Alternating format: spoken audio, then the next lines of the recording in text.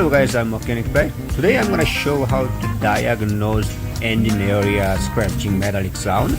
This one is 5 liter F-150. Customer would just want to replace the water pump. Looks like he diagnosed himself. 5 liter common coolant leaking T-connector of a radiator O-ring and water pump and sometimes make noise. That is a common problem. So I just replaced customer request already. So replace the water pump. It has a slight sign of leaking, but still noise present, loud metallic sound. So I did diagnose again using my long cable, and then I attached the long cable, water pump, and other ball bearing, and alternator, and tensioner, and idler. I found noise from left and bottom, and sounds like the alternator sepentinebeltnoise bearing.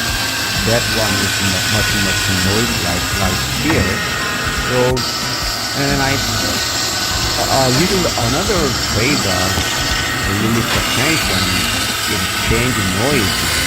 You guys can see that. Reduce the tension, the alternator, it will change the noise.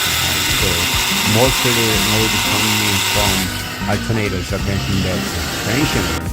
So I'm gonna show how to diagnose the metallic or scratching bearing noise. I'm using usually three type of long cleaver, long screwdriver, and then sometimes socket extension. And then suspect, you can attach the suspect bearing or alternator, even AC compressor bearing, and then each attach the mount bolt, and then alternator or AC compressor housing, and then it transfer the noise to your hand or your ear.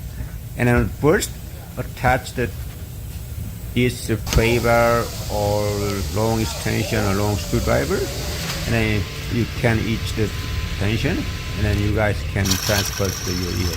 And remove the suspect belt, and then using my hand is spinning a suspect bearing, you can hear this bad bearing sound. Thank you for watching.